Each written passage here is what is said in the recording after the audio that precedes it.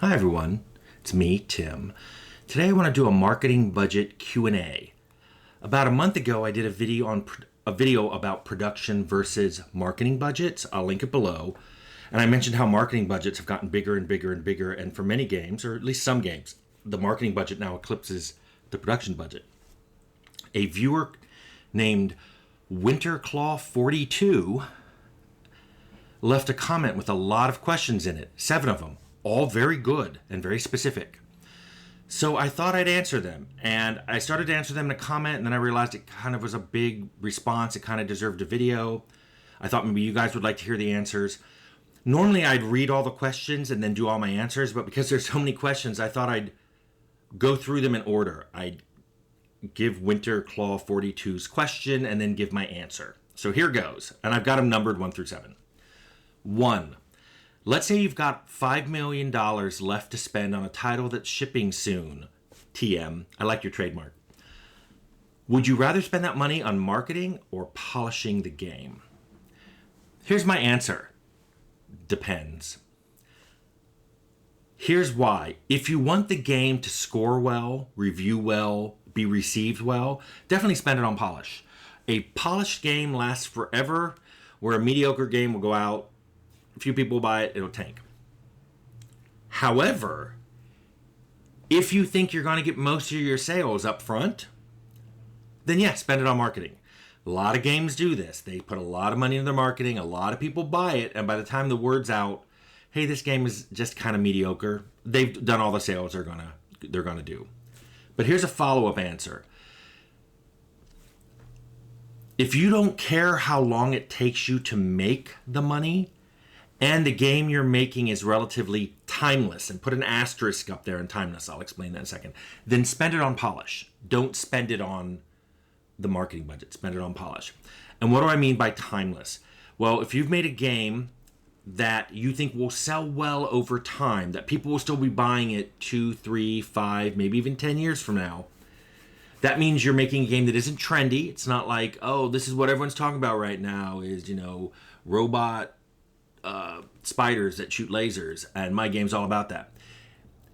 If your game isn't easily dated, meaning you don't make modern references, especially cultural and political references, if your graphics are more cartoon style than realistic, because realistic graphics, what's realistic, changes over time.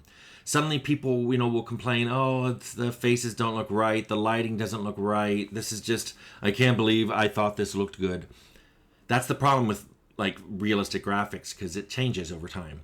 Cartoon style tends to be more timeless. Also, it depends on your genre. Role-playing games tend to have a long tail. This was explained to me a long time ago in marketing. The counterexample they gave were flight sims. Flight sims tended to go out. Everybody who bought it in the first month, and within 3 months, sales had tanked. But RPGs tend to sell well the first month, in the first 6 months, maybe even the first year. It's a big starting curve. And then even though it drops off much more gradually than other games. Not sure why, but every marketing person has told me that. Second question. Is QA and polish and post-launch support ever considered part of the marketing budget because word of mouth is a thing? How do you guys figure out post-launch support and transitioning to word of mouth marketing? I'm just going to say up front, no. I've never worked on a game where QA, game polish, or post-launch support was part of marketing's budget. Marketing budget is very specifically anything that isn't about production, anything you're trying to do to sell the game. Word of mouth is free marketing. They don't spend money on that. They do spend money, trying to get the game in the hands of reviewers and influencers that they think may like it. But no, that if the game needs a post-launch patch, that is not coming out of the marketing budget. Question 3. I've noticed that sometimes titles don't get marketing support, and I'm assuming that's because the studio think it's going to flop.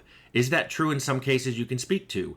I know this is a can of worms, but how does a game get that far in development, and can you speak to some of the decision making for getting it to a shippable state and saving money versus trying to shift some of the marketing budget into fixing the game? Let's back up a second. – Low marketing spending can happen because of 3 reasons. three. One, there's just not a big marketing budget. That's probably the most common. There's not a lot of money set aside for marketing. Indies, I know an indie developer who set aside $100 for marketing. And that was a chunk of his budget. $100 won't get you much.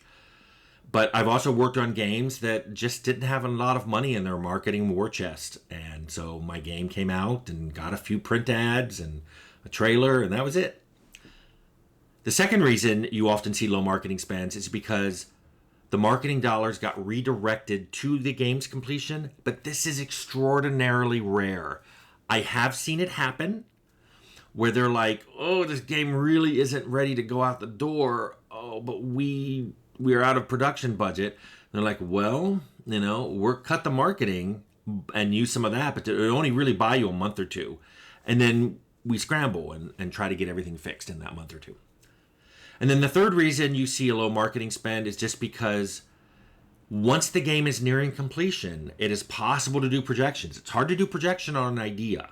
It's hard to do projection on a gray box vertical slice. Or I shouldn't call it vertical slice because vertical slice looks good. On a gray box prototype. Once the game is nearing completion, marketing often runs projections and goes, I don't see a lot of sales on this. They will frequently then reduce the marketing budget. This feels like it's a self-fulfilling prophecy, and I've had people go, well, of course it didn't sell well. You only did one ad. Some people swear like our projections are accurate, so that's why we didn't spend a lot. They also will argue about throwing good money after bad. It's like, hey, this game doesn't look that good. We could spend a ton of money and try to market it, but it's only going to eventually have people say this isn't good. There's also this thing called the sunk cost fallacy, where a lot of people go, well, you spent so much money developing it, you might as well spend a lot on marketing it. That's the idea that because you've wasted a lot of money in the past, you should continue to waste money in the future. So all of these are reasons why sometimes marketing budgets get reduced. Question 4. How do you market an RPG specifically, and does the genre present any opportunities and difficulties in marketing it? Example, everything has RPG elements in it these days. How do you stand out in a genre that often gets borrowed from? That is a really good question. I will say this. RPGs, I didn't mean to do the little Carol Burnett thing. RPGs have always been tough sells. I felt that way. I've worked with marketing people who go, oh, it's an RPG. Because action games are much easier sells. They're real time, and action is so much easier to show in video, and it's more exciting. Guys jumping around and shooting, and explosions are happening, and people are like, oh, and blood's flying, and Then you try to turn around and show your RPG, which, while it may have combat, it has dialogue. There's just a head there with some player responses below it. Or you're puzzle solving, this person sitting in a room going, and maybe pushing a pillar. Or there's exploration, and they're going up a trail, and then they turn, and there's like some kind of weird statue, and the game goes ding.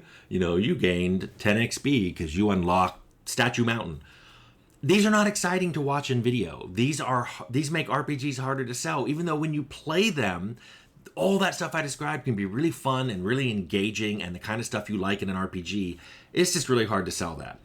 What I've often told marketing people about my RPGs is please sell the setting and the story, especially if there's a mystery in it. Like, in this far-flung colony, people are dying, or, the apocalypse has happened, and what's the surface world like? It's the kind of thing that you can lean on. People going, oh, I would like to play in a setting like that. You could also lean hard if you have any unique mechanics. So if you have something that has been seen before. And by the way, that leads into something he asked later, so I'll talk about it more in a minute. His fifth question is, does marketing affect game design? It's not very often. This doesn't happen very often. I'll talk about a couple things I've encountered personally. I hate talking about things I hear about because you all hear about stuff. In one of my games, marketing demanded and got a tutorial starting level. I didn't want to add it. We didn't really want to add it. We didn't have it in the first game. I didn't see the point. But they said, we think the reason the first game didn't sell as well is it lacked a tutorial. So we did it.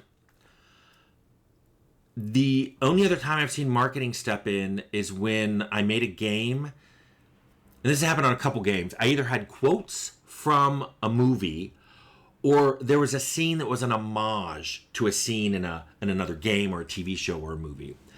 And they were like, nope, you got to take that out. You got to rewrite that whole thing. And they say it's to avoid a lawsuit.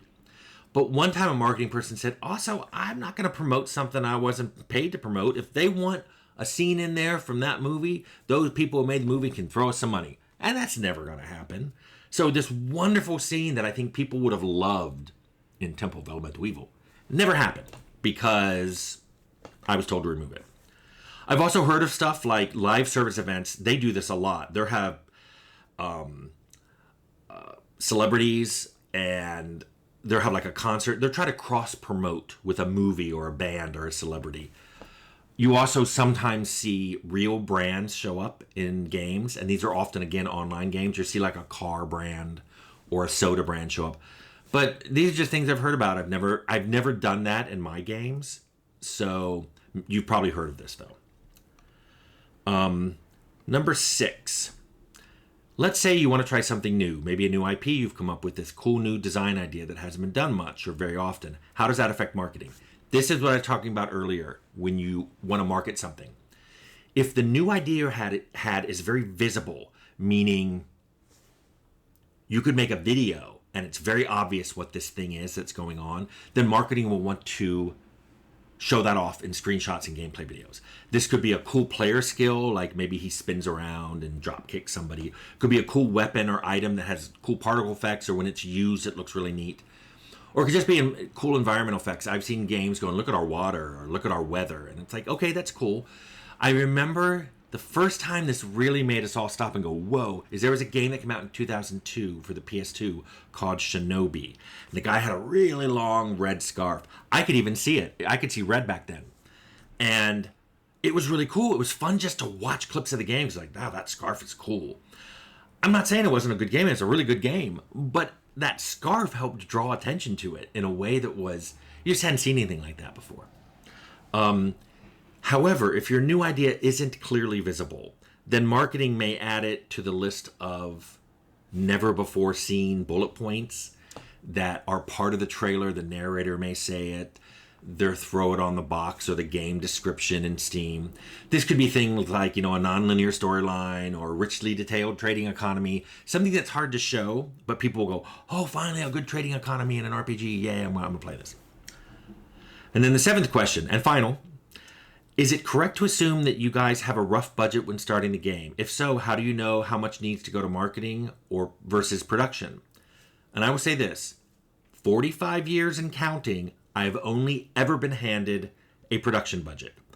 Sometimes I'm told the marketing budget later. I've never been told the production budget and had the marketing budget at the same time. Sometimes 6 months to a year out when the game ships, I'm told, oh, by the way, our marketing budget is this. How do you recommend we spend it? Or do you have any recommendations before we start making things? Sometimes not. Sometimes I've shipped games where I have zero clue what the marketing budget is. I learn as we go. I go, oh, wow, we got a full page ad. Oh, wow, there's a trailer up on this thing. Oh, wow, this person online is talking about us.